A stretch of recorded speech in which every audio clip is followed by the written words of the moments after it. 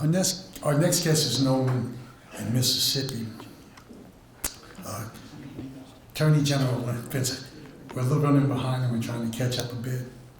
She's the 4th Attorney General of Mississippi, the first woman ever Attorney General of Mississippi. She was appointed on January 9, 2020 and re-elected to a second term in 2023. The Attorney General was also named Mississippi Business Journal Leader in Finance in 2016 and Leader in Law in 2010, as well as a 2015 honoree of the Woman in Government Leadership Program by Governing Magazine. On top of all of that she does in her career, she's also a proud wife and a proud mother of 3. Thank you for coming, Attorney Linton.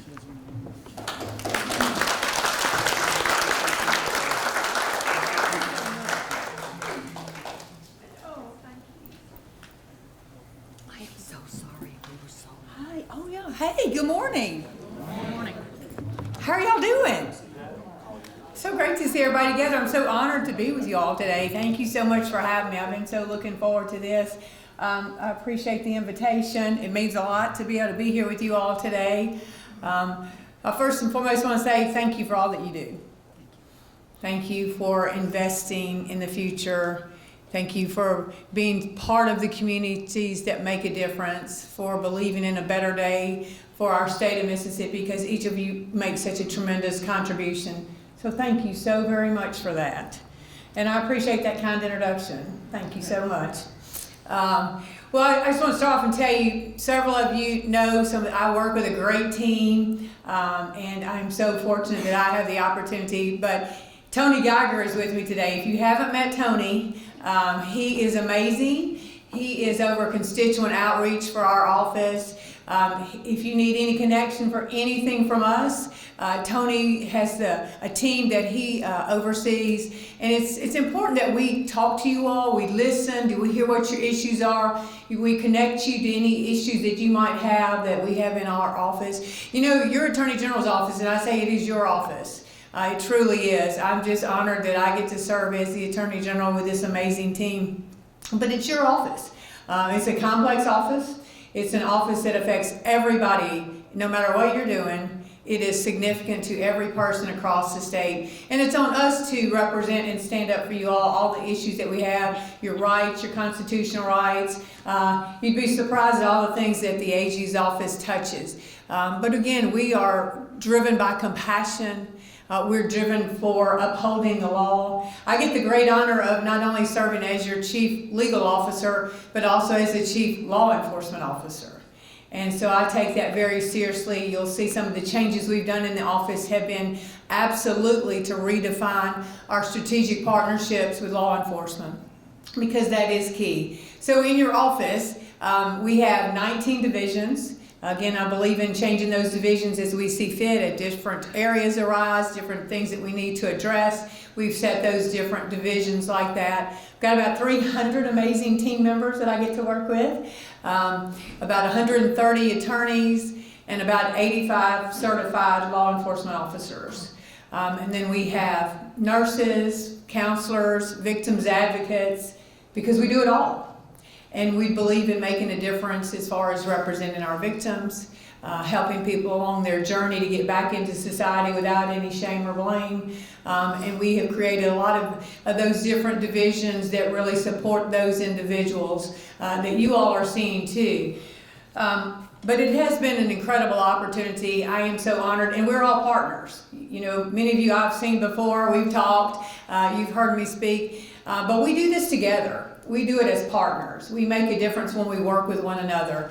We all know that silos don't work, but as we're working together, we're making true positive changes. And you're here, you do what you do every day because you believe in a better day for tomorrow. You believe in our state, you believe in our communities, and we all have to stand strong and we have to stand united. But again, I'm grateful to be your partner, grateful for my team to be your partner in any capacity that we do.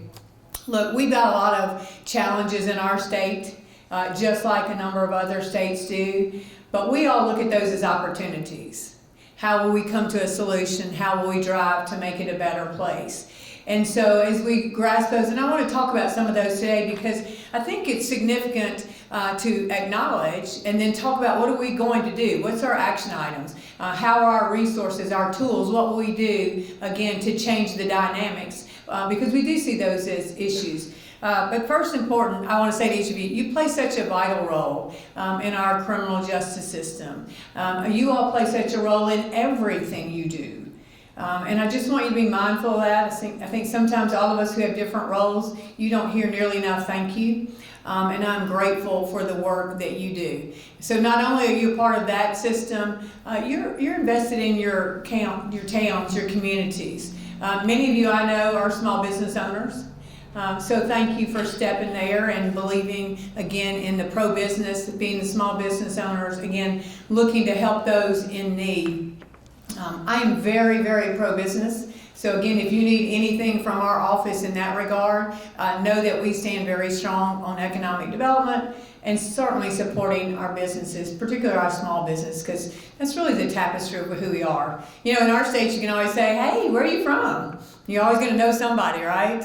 You're going to know some relative, you're going to have somebody have some connection. Isn't that the greatest story from Mississippi? We're all just a bunch of big hometowns, and we get to know one another.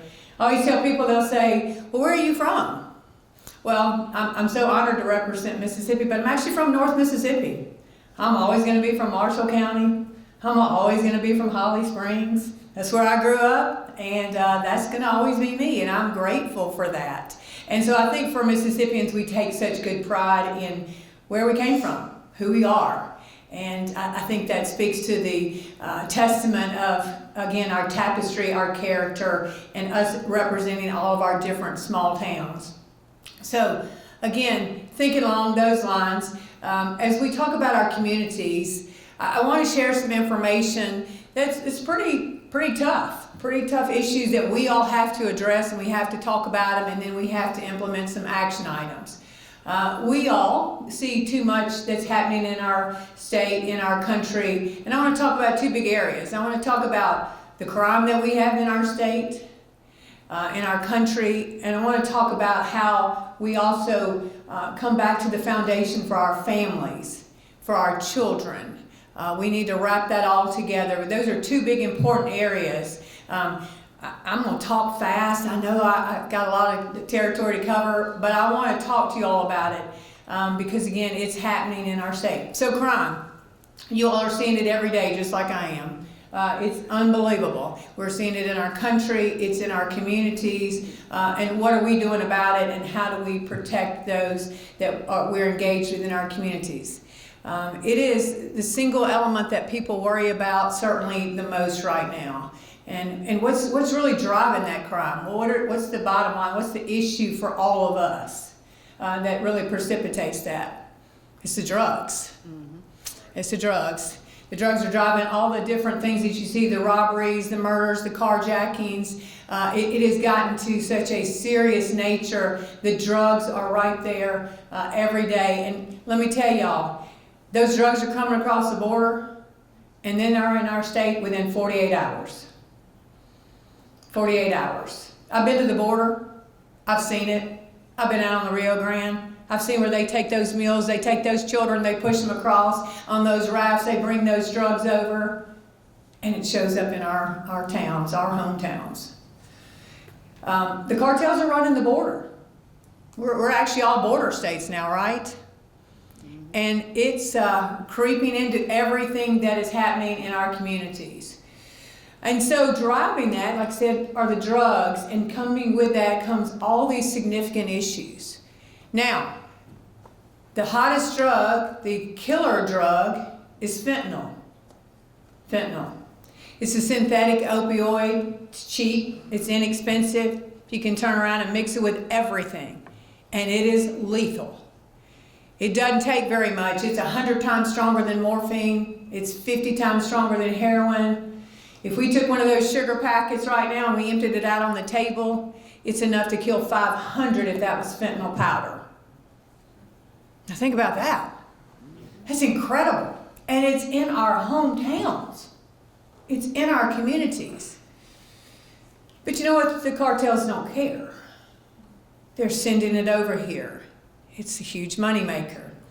We're able now to get people to do things that we never thought would happen. They're driving the crime, and so much of it relates to the drugs. But here's how much they don't care. DEA, again, we partner with them, we do a lot of work.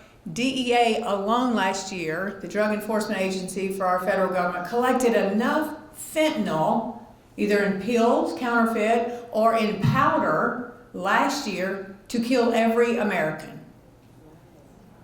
Now think about that. They're playing a lot of Russian roulette with our lives, and they don't care. Because if it's just enough to get you addicted, you'll keep on. They'll keep selling, and we'll keep buying. So, it's out there, and now you say, okay, well, how does that relate to our state? Well, we lost 258 Mississippians that we know of last year to fentanyl overdose. 258. Probably everybody in this room, you know someone. You have a loved one that you've been engaged with, a friend. I speak entirely to too many parents, too many people who've lost their loved ones. And it's just not acceptable. It's just like if we were all sitting here at this great meeting and a plane crashes right out here in the parking lot, a big old jet with 258 people on it.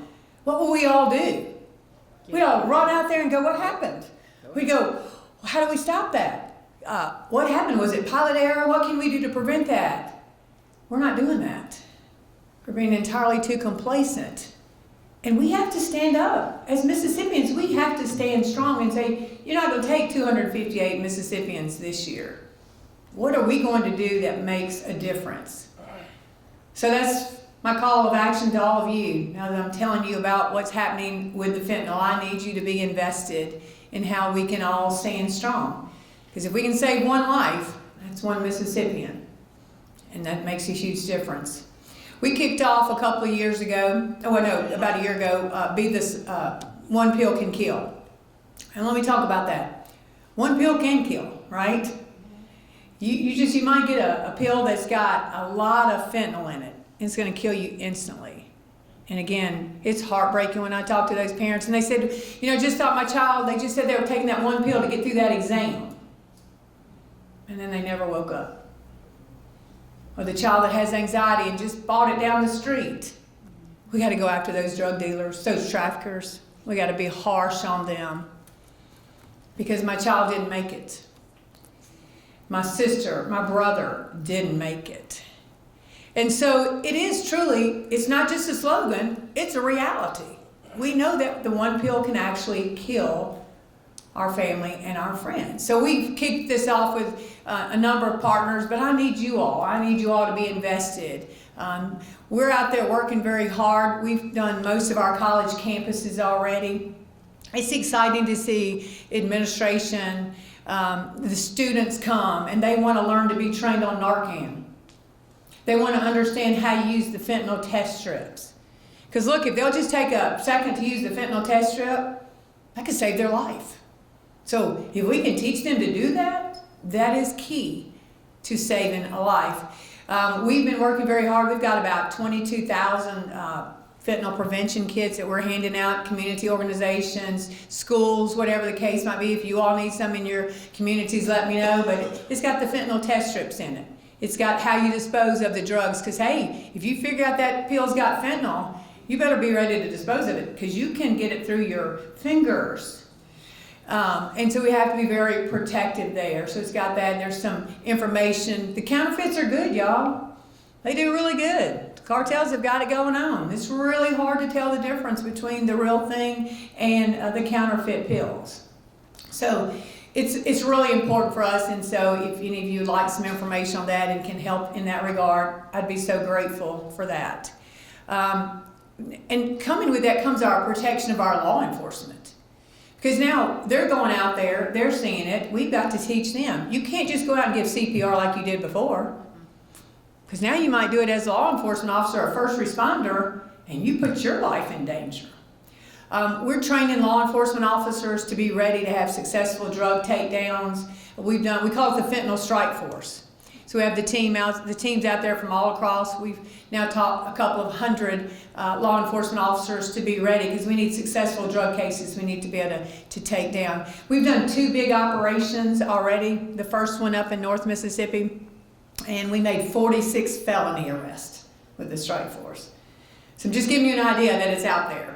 The second one we did not long ago in Meridian, we found 72,000 counterfeit pills, 114 pounds of powder, 2 pill presses, and 12 guns. Serious business in our state. So I tell you this to know that it's real, that it's happening. And we have to be engaged to realize it's out there, and we're going to stand up and fight this drug epidemic. Now, with this drug comes another set of interesting circumstances. Human trafficking. How many people think we have human trafficking in our state? Y'all are more than most. Most people go, human trafficking? Not here. I'm like, pick a direction. We've been really good in our state about standing up the last couple of years about human trafficking. But it is here. And most people are trafficked for drugs and quick cash. Let me kind of level set. Human trafficking.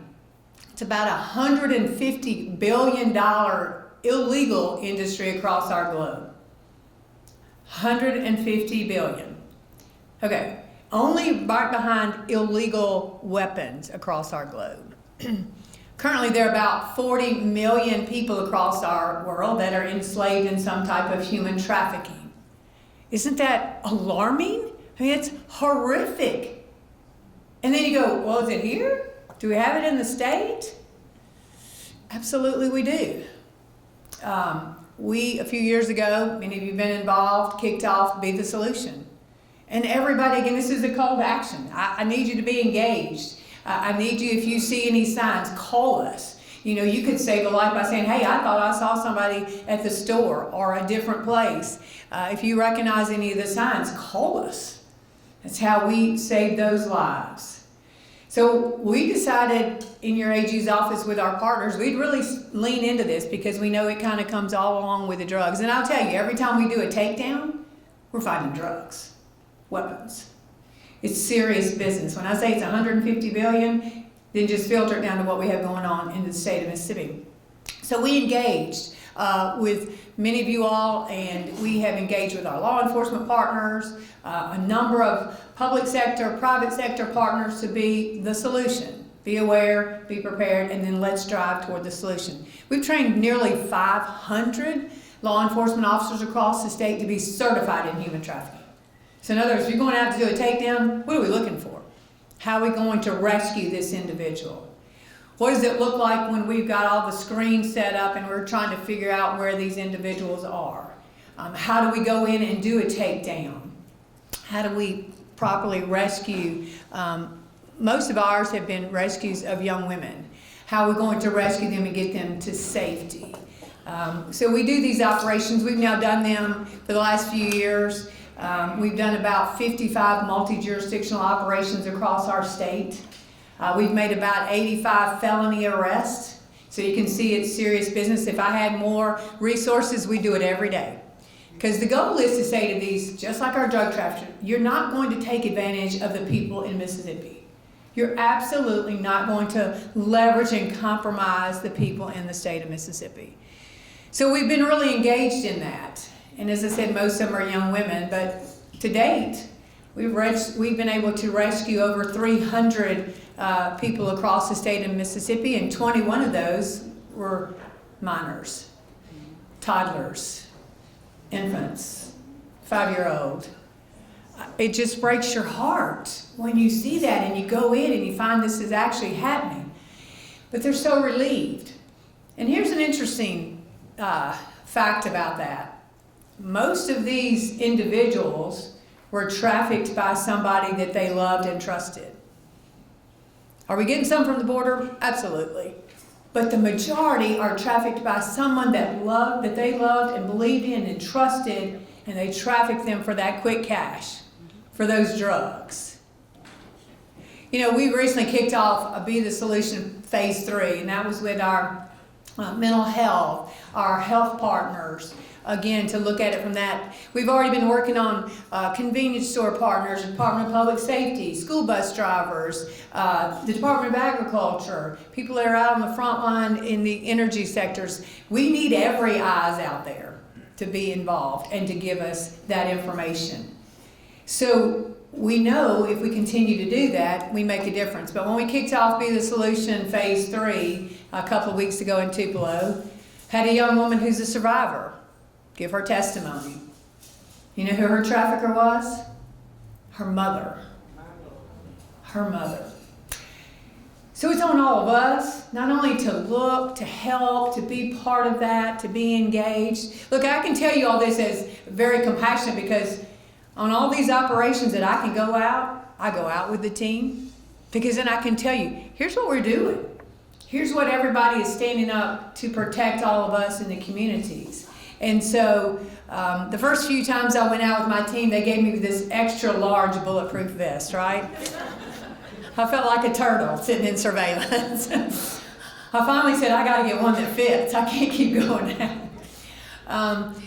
But I do believe in being there when we are out there making a difference in that regard.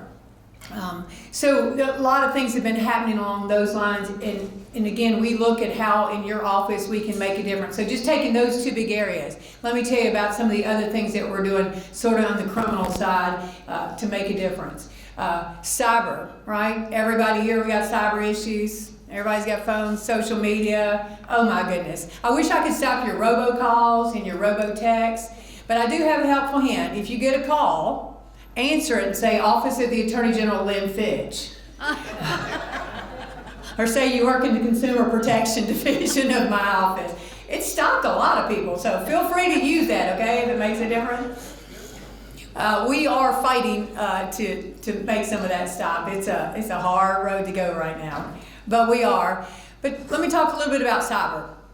So we created the Cyber Fraud Task Force. Again, one of our partners is the Secret Service. Again, I totally believe in all of our partnerships, Secret Service. And here's what we're doing there. We're working to disrupt some of this flow of money that's coming in from these traffickers. Be it the drug traffickers, be it the human traffickers, they all have money, right?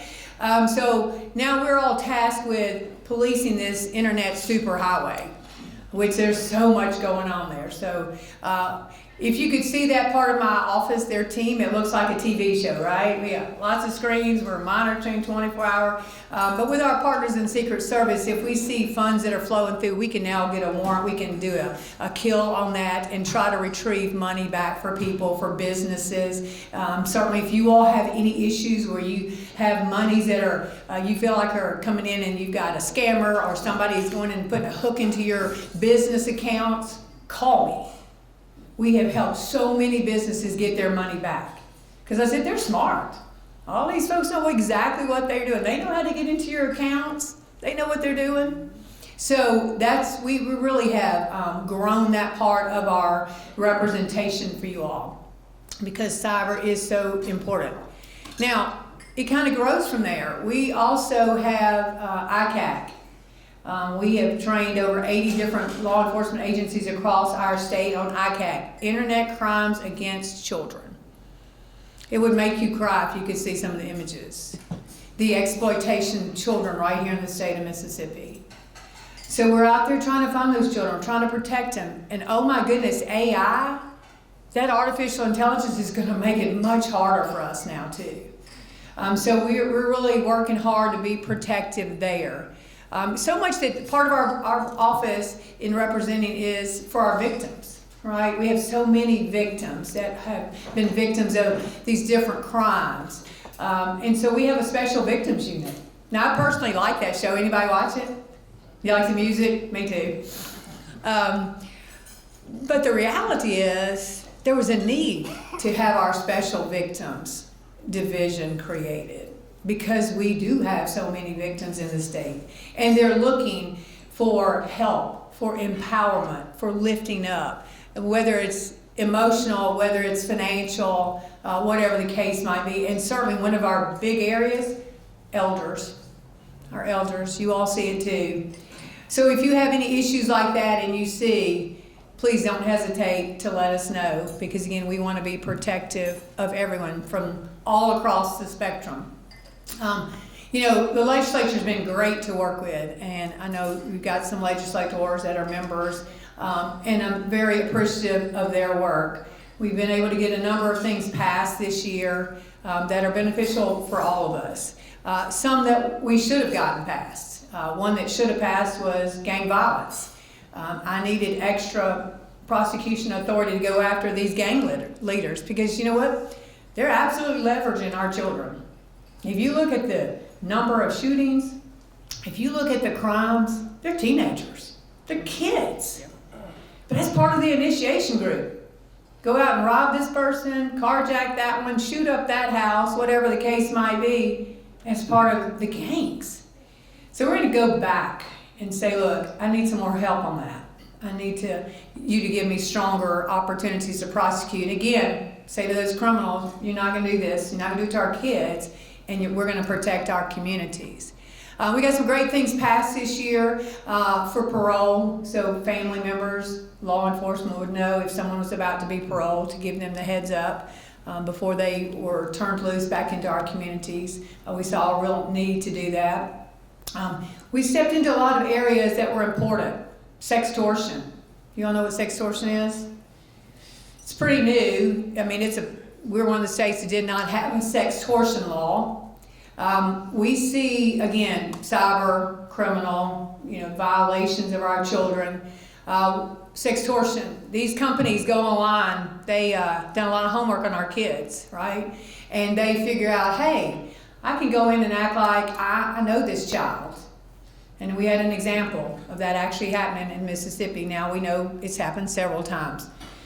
But this one was for a young man, and now the law's been named after Walker Montgomery. This young man lived up in Starkville, came home, opened his computer. This little girl comes on, hey, I know you, I'm friends with so-and-so, and kind of goes from there. And they've done enough research with this company that they have acting like that this child is a friend of this friend, and hey, we need to meet. And as teenagers will be, it got a little steamy, and there were some pictures taken, and then the girl says, okay, now you have to send me $1,000.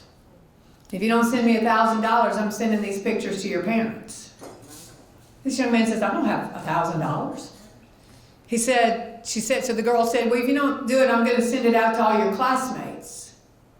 And he said, again, I'm 15, I don't have $1,000 to send you. It's such a scam. Sextortion. So she finally said, you know what? Your life is of no value because I'm going to send this out to everyone. You might as well kill yourself. And he did. And we lost this young man. So this year we got sextortion passed. And you all would be shocked how many people now have come forth and said, this has happened to my child. Well, tell us. If you know somebody in your community, tell us. Because we can try to figure out the source. That actually was a Nigerian company. A group of violators, scammers, leveraging off our children. We've been working with the federal partners. Now, will we ever truly find all these people? No, but we're getting to some of them. But we are going to say now that we have sextortion laws in our state. And if we find out who you are, you can bet we're going to go after you 110%. We did get some laws passed that are important for all of us. And again, I need you all to be thinking about this. We did get social media bill passed this year to protect, as parents, grandparents, adults, guardians, to protect our children. That you have to be age vetted now. These social media companies just can't just sign up these kids. Now they have to have the age limit. There has to be a parent or a guardian or a legal authority that approves that account. That you can't continue to mine our children for data and use it, which is absolutely what they've been doing. It's all about the money, all the social media platforms, right? And we all have them, right? But we also now know what they're doing to our kids. They're bullying our children. The algorithms, the material that they feed our kids is unbelievable. It's like a drug, the things that they do to our kids. So we were very grateful to our legislators who passed a parental control bill. And we're excited about that. It's supposed to go into effect July the 1st. Again, standing strong to protect Mississippians. And just as we thought, we got sued. We got sued this week. So we're going to be fighting in court. We've got a hearing next week. And you know who's fighting us? The big social media companies. They don't want us. I mean, we're not the only state that's passed it, but you know, they're like, okay, we're going to go after Mississippi. So just know that we're going to always stand strong for all of you, for your children, for your grandchildren, because it's inherently wrong. We have to keep fighting the good fight. Speaking of that, a little bit too on the good fight, we've been working really hard for families, for children, for young mothers, mothers-to-be. We saw a real need to step into the space with all of you to help families across our state. We worked with our legislators. We see that there's a huge need for child care in our state, right? We're not unlike any other state, but every one of you go about in your different hometowns. We need child care, but we need really good, affordable, accessible child care in our communities. Right now in the state of Mississippi, it costs more to send an infant and a toddler to daycare for a year than it does to send one of our great students to one of our fine colleges and universities in tuition. Isn't that unreal? So it's so hard. I see so many of you are young, and as young parents, that's a tough way to go. And you know, COVID was terrible. We also saw that we needed to step in for you all as young parents too. Maybe there's some flexible work schedules. That's one of the, COVID, like I said, was awful, but we learned we could be more flexible. We need to do that with young parents right now because we need you to stay in the workforce. We need you to not leave the state of Mississippi. We need you to be a viable part of Mississippi. We also saw that we needed to enforce child support in the state of Mississippi. It would be significant to have our fathers primarily, or 90% of the non-custodial parents, and they don't pay. And if they would pay, they would be invested in their child's life. And that's a huge bonus, but it is. So we've been working on laws to enhance child support, working on child care. We also saw that our foster care and our adoption systems are just broken. Did you all know we have 4,000 children that are wards at the state right now? 4,000. That's a lot of children that need somebody. And they're in every one of our hometowns. And so again, it's a call of action. I hope some of this kind of pulls at your heart a little bit, because those children need us. So we've been working with our partners at CPS. We're getting stronger laws on how we can move those children into forever homes. Working to make a difference to, again, see that those children don't sit in foster care, or how do we help those foster parents? We need more foster parents. We got the Foster Parents Bill of Rights passed. Again, that's so important to be uplifting to make that happen. I would love to say that we had no children in foster care right now, but 4,000 is a big lift. And again, that's on all of us. We saw that there were ways to pull people together. We created, through the legislature, the MAMA program, which is probably my personal favorite. Fits very well for Mama. Mississippi Access to Maternal Assistance. You could pull it out on your phone right now. It's an app, mama.ms.gov. There's a website. We asked the legislature to really be engaged with us, and it's nothing new. It took all of the public services that are out right now, the private sources that wanted to be a part of it, and our faith-based community to come together. So if you have any in your area that you would like to get on this website, let us know. So we launched off in October. The app went live in January. We've already had 12,000 visits to this site. And it's nice to kind of be leading the nation, because people say, I want your MAMA program. What a great, cutting edge, so that you could pull it up wherever your hometown is. Where's Miss Linda? We were talking about Lexington earlier. We could pull up Lexington and you could see all the different programs that are right there in Lexington. And that's what you want to be able to do. You want to get on that and buy that map and see everything that's available there. But it's the first time we ever brought public resources together We brought private resources together, and we had our faith-based community come together. We've been able to help young mothers with everything from diapers to transportation to getting a job. It's just incredible. So Mama has been very significant in our state. The other thing we're doing really well, we have safe haven baby boxes. We've already got 3 across our state. We've got about 3 more ready to come online. Again, we're all in the business of lifting other people up. We're all in the business of helping and protecting and making a difference. So every child that we can save, whether it's through the foster care, whether it's through the adoption, whether it's getting into a safe home, safe haven, it's incredible.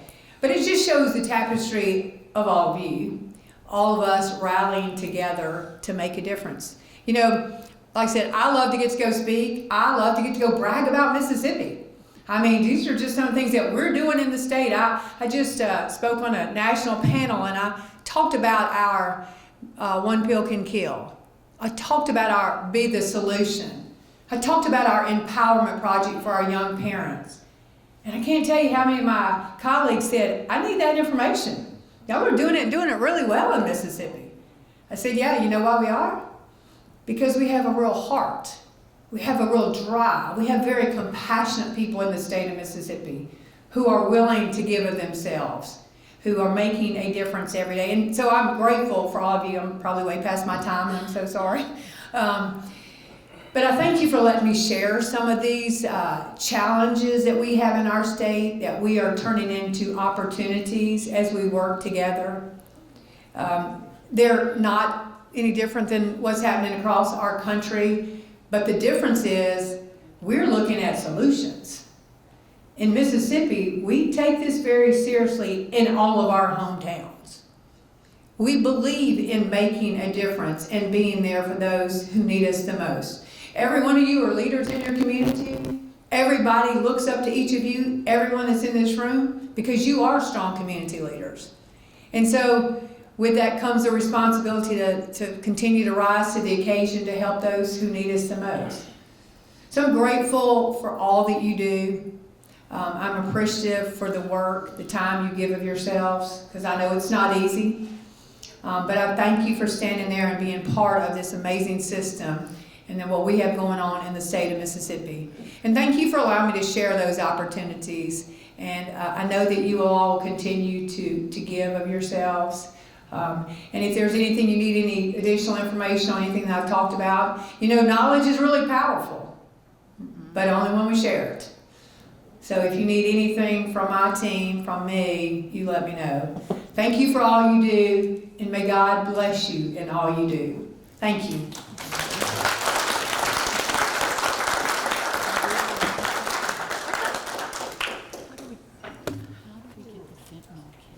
Oh, okay. The question about the fentanyl harm prevention kits for y'all, I can get them to you.